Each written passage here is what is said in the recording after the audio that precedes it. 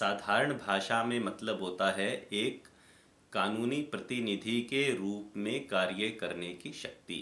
किसी भी power of attorney के दो पक्ष होते हैं, एक वह व्यक्ति जिसने यह शक्ति दूसरे को प्रदान की है और दूसरा वह व्यक्ति जिसको वह शक्ति उस पावर ऑफ अटर्नी के माध्यम से दी गई है। जो व्यक्ति पावर ऑफ अटर्नी बनाता है उसे एग्जीक्यूटर भी कहते हैं, उसे डोनर भी कहा जाता है, उसे प्रिंसिपल भी कहते हैं और उसे ग्रांटर, मंजूरी देने वाला, गारंटर नहीं ग्रांटर भी कहते हैं। और जिस व्यक्ति के पक्ष में पावर ऑफ अटर्नी बनाई जाती है उसे उस प्रिंसिपल का एजेंट भी कहा जाता है, डोनी भी कहा जाता है, ग्रांटी भी कहा जाता है। और साधारण भाषा में वह एक कानूनी रूप से अधिकृत व्यक्ति होता है जो अपने प्रिंसिपल के बिहाफ पे, अपने ग्रांटर या अपने डोनर के बिहाफ पे वह सब कार्य करने के लिए अथोराइज है जो कि उस अटर्नी में लिखे गए हैं। और उसके वह कार्य करने पे कानूनी रूप से यही माना जाएगा कि वह कार्य उसके प्रिंसिपल ने किया है और वह प्रिंसिपल अपने एजेंट द्वारा किए गए कार्यों के लिए बाध्य होगा। पावर ऑफ अटर्नी एक किस्म का डॉक्यूमेंट ऑफ कन्वीनियंस है। इससे एक सुविधा उत्पन्न होती है।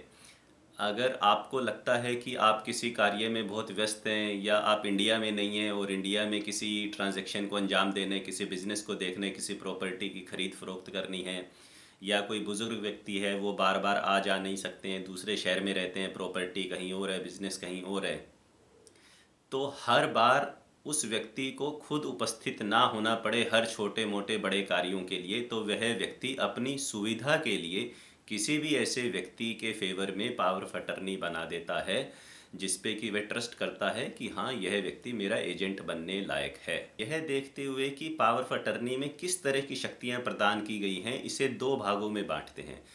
फर्स्ट है जनरल पावर ऑफ अटर्नी जिसे शॉर्ट फॉर्म में जीपीए बोलते हैं, और दूसरा है स्पेशल पावर ऑफ अटर्नी जिसे एसपीए बोलते हैं। इसको लिमिटेड पावर ऑफ अटर्नी या एलपीओए भी कहा जाता है। जनरल पावर ऑफ अटर्नी का मतलब है कि जिस उद्देश्य के लिए वह पावर ऑफ अटर्नी बनाई गई थी उस उद्देश्य की पूर्ति के लिए जितनी भी सामान्य शक्तियां या कार्य किए जाने चाहिए वह उस व्यक्ति को उस पावर ऑफ अटर्नी के द्वारा दे दिए गए हैं। स्पेसिफाइड नहीं किया गया है कि ये कर सकते हो या नहीं कर सकते हो। सामान्य रूप से सारे अधिकार उस ऑब्जेक्टिव को पूरा करने के लिए सामने वाले व्यक्ति को दे दिए जाते हैं, तो वह जनरल पावर ऑफ अटर्नी कहलाती है। उदाहरण के लिए अगर किसी प्रॉपर्टी के संबंध में कोई जीपीए बनाई गई है तो उसमें सभी बातें जनरली मेंशन्ड होंगी कि जिसके फेवर में वह जीपीए बनाई गई है वह उस प्रॉपर्टी को बेच सकता है, किराए पे चढ़ा सकता है, उसको मैनेज कर सकता है, उसके टैक्सेस भर सकता है, या उस प्रॉपर्टी पे कोई मुकदमा हो गया तो उसको डिफेंड कर सकता है, या उस प्रॉपर्टी की सुरक्षा के लिए, उसके रख रखाव के लिए जो भी उचित कार्य समझे वह कर सकता है। तो यह एक जीपीए होगी।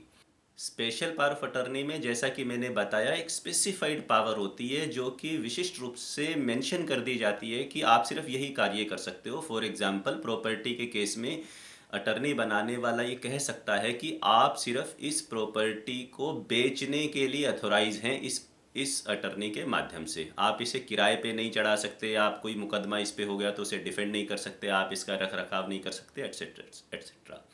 यानी एक पर्टिकुलर कार्य को स्पेसिफाइड कर दिया जाता है तो उसे एसपीए कहते हैं।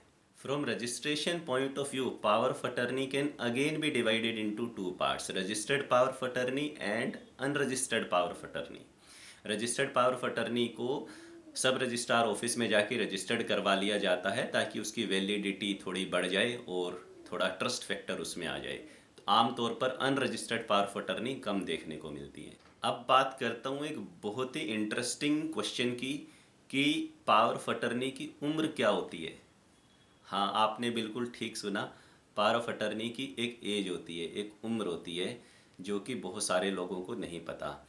इसकी उम्र दो बातों पे डिपेंड करती है। फर्स्ट, जिस भी व्यक्ति ने पावर ऑफ अटर्नी बनाई थी अगर उस व्यक्ति की मृत्यु हो गई तो उसकी मृत्यु के साथ पावर ऑफ अटर्नी में दी गई तमाम शक्तियां भी समाप्त हो जाएंगी।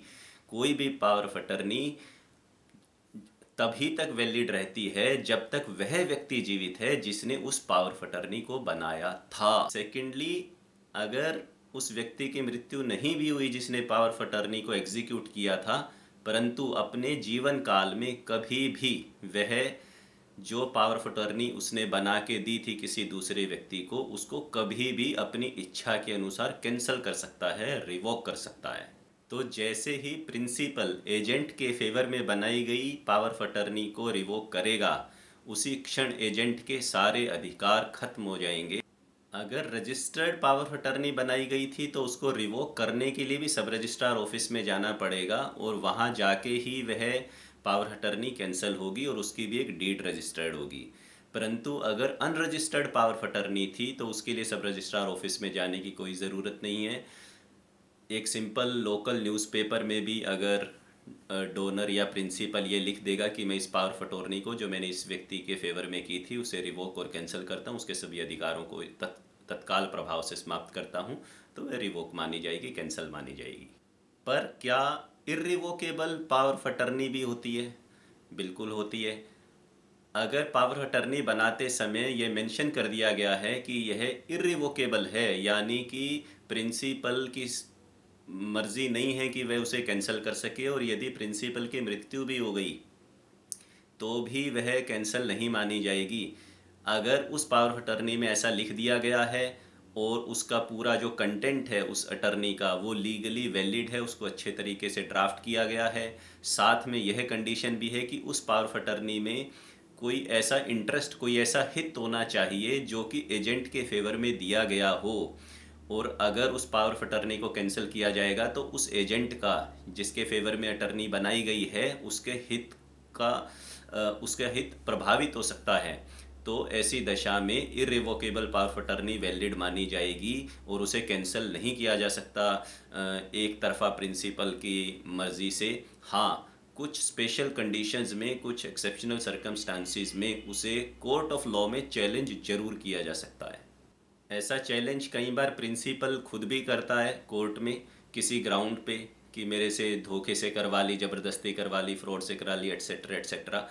या कई बार ऐसा भी देखा गया है कि जिसने पावर ऑफ अटर्नी बनाई थी इर्रिवोकेबल, उसकी मृत्यु हो गई, बाद में जो उसके लीगल उत्तराधिकारी थे उन्होंने दूसरे व्यक्ति को कोर्ट में घसीट लिया और उस पावर ऑफ अटर्नी को चैलेंज कर लिया, और पूरे केस के तथ्यों को ध्यान में रखते हुए ही कोर्ट फिर ये फैसला करेगी कि उस इर्रिवोकेबल पावर ऑफ अटॉर्नी को कैंसिल किया जाए या ना किया जाए। तो ये एक बेसिक जानकारी थी जो पावर ऑफ अटर्नी के बारे में आपको पता होनी ही चाहिए थी।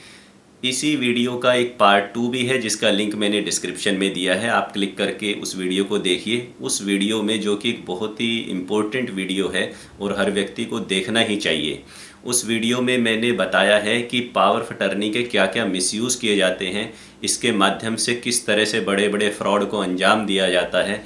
और अगर आपने भूल चूक से कोई भी प्रॉपर्टी बिना रजिस्ट्रेशन करवाए सिर्फ पावर ऑफ अटर्नी को एक टाइटल डॉक्यूमेंट मान के किसी से खरीद ली, तो किस तरह से आपको अपनी लाखों की संपत्ति से हाथ धोना पड़ सकता है।